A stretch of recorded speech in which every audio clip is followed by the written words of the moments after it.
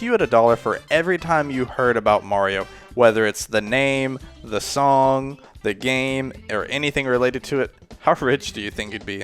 Needless to say, Super Mario Bros. Is arguably one of, if not the most recognizable franchise in gaming today.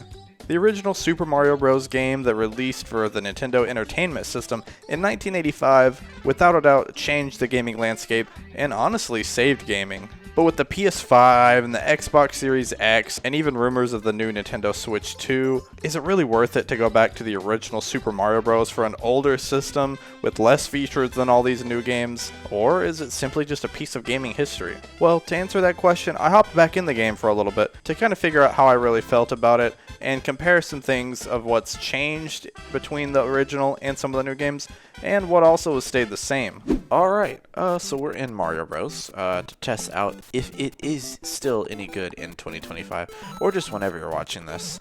I mean, everyone knows the beginning of the, iconic first Mario level. The format is usually the same in a lot of games. If you're talking, like, visually, well, yeah, it's gonna be a Nintendo game. It's gonna be, 8-bit. Audio-wise, like, obviously the soundtrack is full of classics, full of bangers. They're very popular even still to this day. And yes, I do know a lot of the secret areas. I'm not like some speedrunner, but it just, I remember playing this game with my mom even as like a little kid, and when my cousin would come over, she'd play with us and kind of like show out a little bit to show us all the secrets. But no, I still remember all these. Like it's just ingrained in my memory and it's hard to forget. And yeah, that's pretty much the first Mario level. Like that's a classic. It's not bad. I kind of have some thoughts already on the game, but I'm trying to not just like share them completely up front and ruin the whole video. I remember as a kid that frustrated me because I was like being auto-controlled and I couldn't change where I was going. And then those Goombas are stuck together. One thing that's interesting, and I'm glad they ended up doing away with, was the screen not being able to scroll backwards. That always frustrated the crap out of me as a kid because I was used to just like running at full speed. I've done these levels millions of times.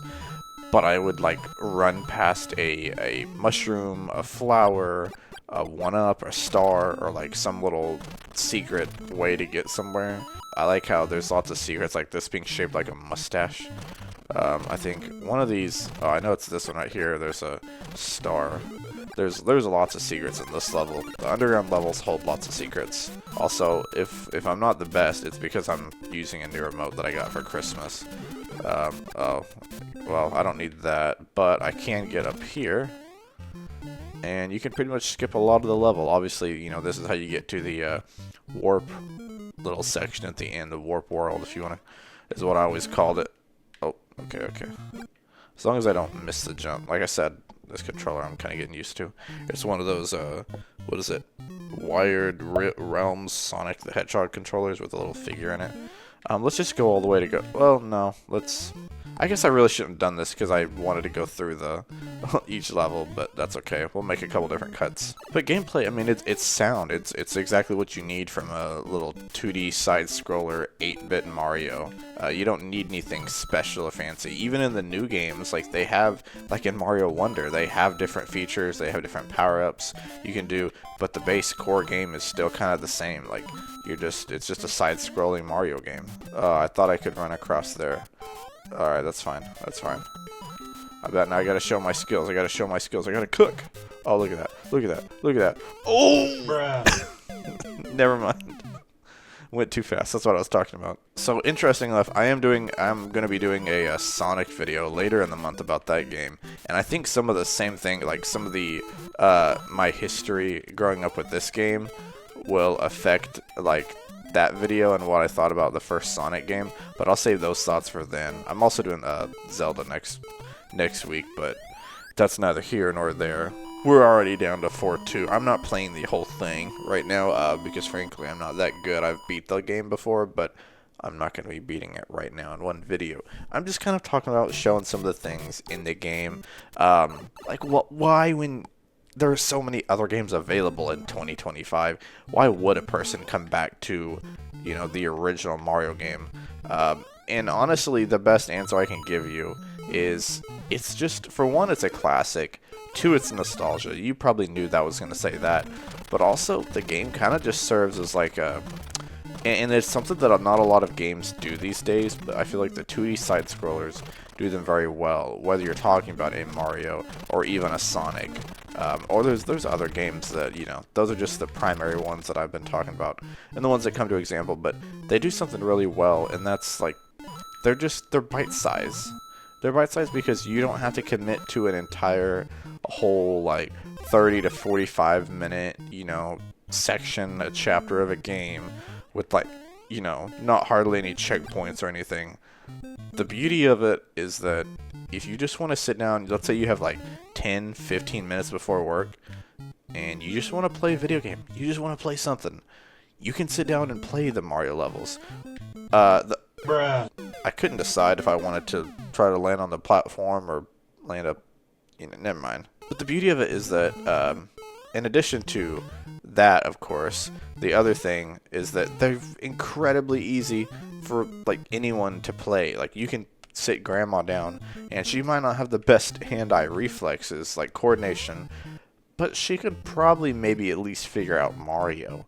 Like, that's one thing, that's one of the reasons why, like, my mom loved this game and we bonded over it and made memories, was because it wasn't one of these, like, 3D, it wasn't like a Call of Duty or something like that, where there's an insane skill, what do you call it, not skill gap, I guess, but, like, you know, a learning curve, essentially, is what I was looking for. But, you know, some of these games offer a insane, like, they're fun, don't get me wrong, but insane skill gap, or maybe a, like, terrible learning curve. This game is just, it's casual. Anybody can play Mario, like, regardless of age, gaming ability. I don't know why I just short pressed that button. I died. I ran out of lives. No! I think if you're looking for things that have changed, like I mentioned earlier, the power-ups, there's not just a mushroom, a flower, and, you know, the star power. But for the longest time, it was those main three. Even in Mario Bros. 3, they stepped it up. Like, there was the Tanuki suit. There was two different ones. There was the Tanuki leaf, and I forgot what the other one is I'm thinking of, where he's in, like, the bear suit. And I'm a terrible fan. I know, I can't remember that right. Gosh, stupid me. But I mean, you think about those, the little Karibo shoe, that was always one I loved as a kid.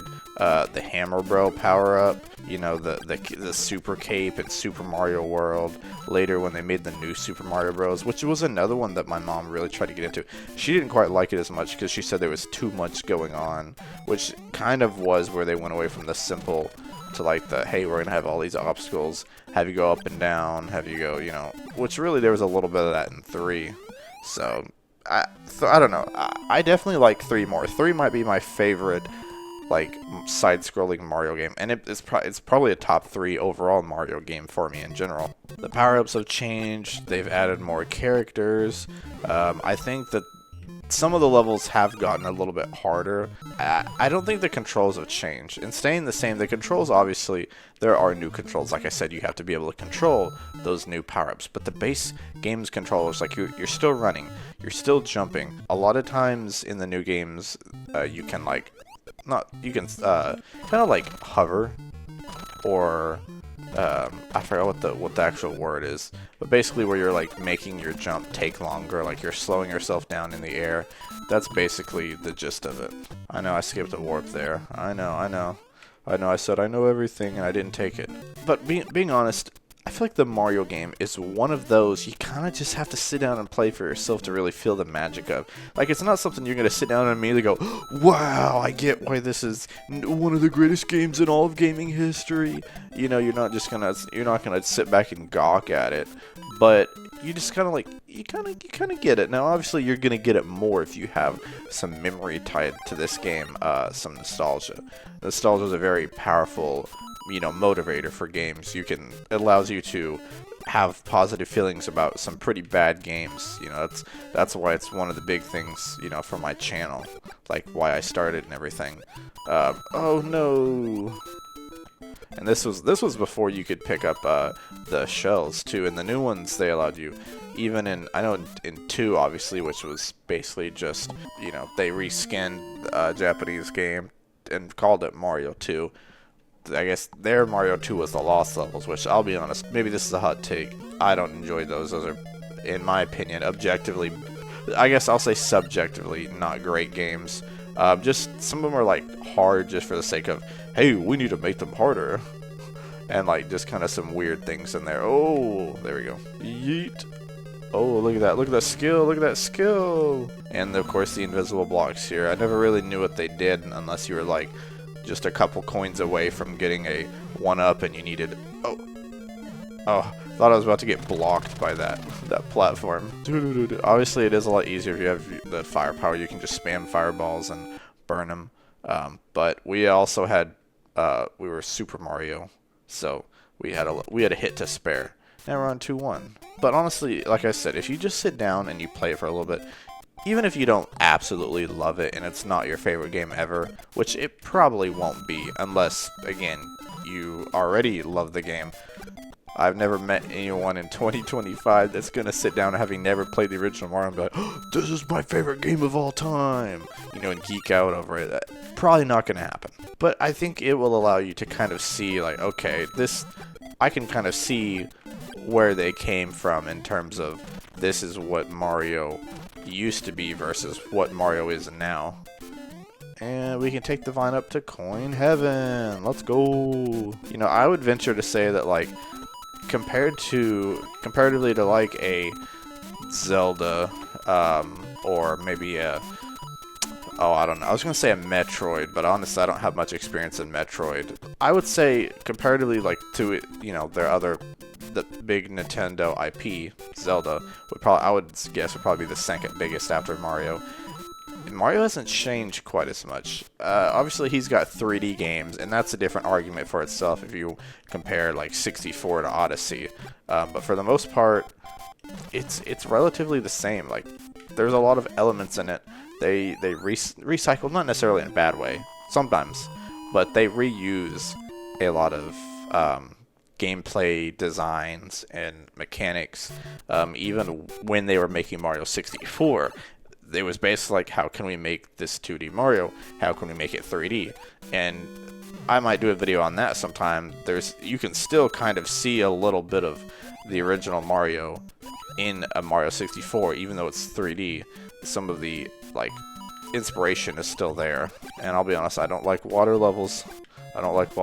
This continues all the way up into Mario 3, and Mario 3 is mainly why I don't like water levels. I can get by with some fish. Bloopers are okay, but when you get into those big berth of fish in 3, yikes. But yeah, that's pretty much all I have to say about Bruh, bounced off the ceiling, are you kidding me? That's pretty much all I have to say about the original Mario. It's not super deep. It's just a piece of history. My biggest takeaway, like I said earlier, it's something that people can sit down, they can play on their lunch if, you know, they brought their Switch to work. I do that all the time. Not bring my Switch to work, but like if I have a couple minutes until work, if I, you know, just am waiting for my wife to, you know, get out of the shower before we leave to go to town and shop, you know, maybe I'll sit down and I'll play some Mario. Like, I'll just crank out a world or two. I don't ever really beat the game, and that's fine. I don't feel like I'm missing anything out of it. I don't think it's taking away from the experience if you don't finish it. Like, you just play and you get out of the game what it gives you and what you need to get, and then it's done. Then you move on. The same thing could apply to Super Mario 2, if you enjoy that. Super Mario 3, Super Mario World. I do think those are slightly more fleshed out, more, you know, deeper games, but there's no denying the impact that this game had on the gaming landscape. I mean, this game basically, and Nintendo basically saved you know, gaming pretty much, because it was in a bad spot. It was really almost non-existent. So I can appreciate that, and you know, that's why Nintendo will... Oh, okay, I was going a little too fast. Oh no, get out of there. But yep, just as he falls down into the pit of lava, that's gonna do it for us. If you aren't subscribed, consider doing so to join the community of awesome gamers that like, you know, nostalgia and cool old games and talking about it and ranting and whatnot. If you're interested or curious in a way that you can help support me and the channel, I really appreciate it. I actually have a link to my Patreon down below in the description. You can find that there, and it means the world to me, especially since I'm bad at Mario. And if you haven't seen my video I did last week about the 4 games that you absolutely need to play this year in 2025, then I definitely recommend checking it out. It's worth a watch. Thanks, guys, and have a good one.